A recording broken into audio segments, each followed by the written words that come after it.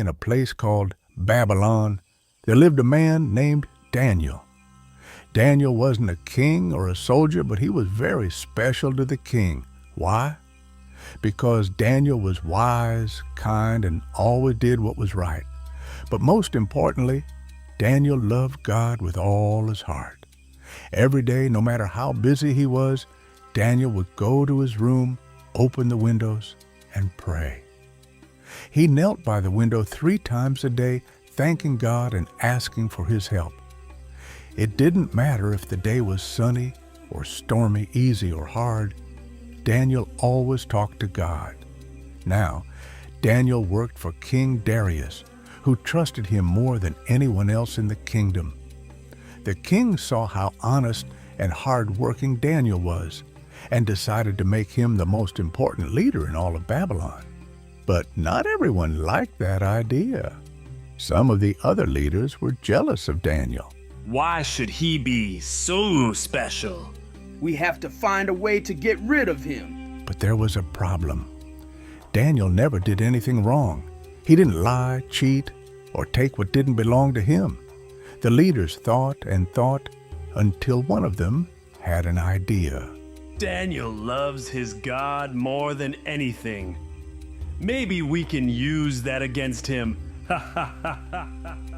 And so, a secret plan began to unfold, one that would test Daniel's faith and courage like never before. The jealous leaders huddled together, whispering their plan. They decided to trick King Darius into making a new law, one they knew Daniel couldn't follow. The next morning, they bowed low before the king and spoke sweetly. Oh, great King Darius, live forever. You are wise and powerful, and we think everyone in the kingdom should honor you alone.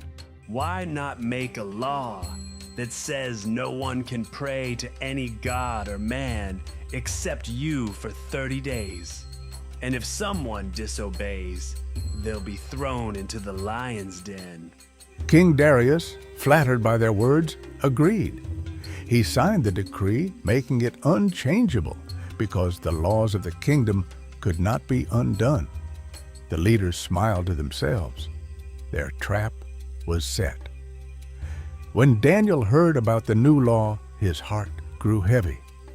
He knew the lion's den was a terrible place, but he also knew he could not stop praying to God. God had been with him every day of his life, and Daniel wasn't about to hide his faith now. So, just as he always did, Daniel went to his room, opened his windows, and knelt to pray. He thanked God for his goodness and asked for courage to do what was right. The jealous leaders were waiting. They crept up to Daniel's house and peeked through the window. There he was, praying to God just as they knew he would. With wicked grins, they rushed to the palace to tell the king. Your Majesty! They cried. Daniel has broken your law. He's been praying to his God instead of you. King Darius was stunned. He liked Daniel and didn't want to punish him, but the law could not be changed. The leaders reminded him. Remember, Your Majesty, the lion's den awaits anyone who disobeys. The king spent the whole day trying to find a way to save Daniel, but there was nothing he could do. Finally, as the sun set, the leaders demanded justice. With a heavy heart, King Darius gave the order. Take Daniel to the lion's den. The sky was dark as Daniel was led to the lion's den. Fierce roars echoed from the pit, and everyone knew what was inside. Hungry lions with sharp claws and teeth. The crowd watched in silence as Daniel stood calmly, his faith shining like a light in the darkness. King Darius looked at Daniel with sorrow in his eyes. May your God, whom you serve so faithfully, rescue you, he said. The king's voice trembled as the heavy stone was rolled over the entrance, sealing Daniel inside. Inside the den, the lions paced and growled. Their glowing eyes watched Daniel as he knelt down and prayed. God of heaven and earth, Daniel whispered. you are my refuge and strength. Please protect me as you have always done. Suddenly, the lions stopped moving. One by one, they lay down, their fierce growls turning into soft purrs. Daniel opened his eyes and saw something amazing, a shining angel standing nearby. The angel's presence filled the den with peace, and the lions didn't harm Daniel at all. God had sent his angel to shut their mouths. While Daniel rested safely among the calm lions, King Darius couldn't sleep. He tossed and turned all night, worrying about his friend. As soon as the sun rose, the king hurried to the den. His voice was filled with hope as he called out, Daniel, servant of the living God, has your God rescued you from the lions? From inside the den, a calm and confident voice echoed back, O king, live forever. My God sent his angel, and he shut the mouths of the lions. They have not hurt me, because I was found innocent in his sight. Nor have I done any wrong before you, your majesty. King Darius' face lit up with joy. Open the den! He ordered. The stone was rolled away, and Daniel stepped out, unharmed, not even a scratch on him. The crowd gasped in amazement. This was surely the work of a mighty and living God. King Darius turned to the jealous leaders, his face now stern. You tried to harm an innocent man! He said.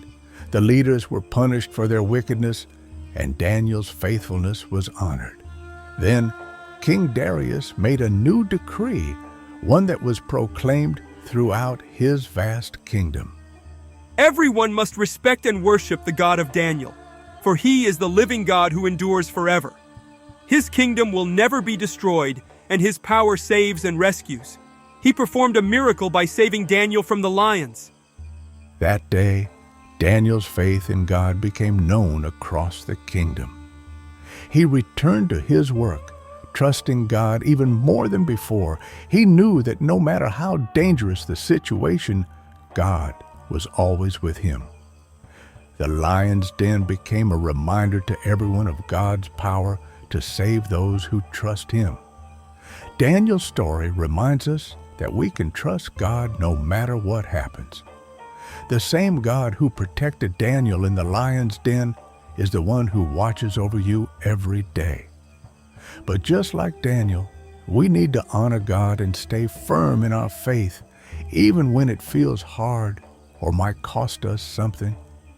God loves when we choose to follow him with brave and trusting hearts. So as you get ready to sleep, remember that God is always with you. He protects and cares for those who trust in him. Sleep peacefully tonight, knowing that his love and strength will never fail you.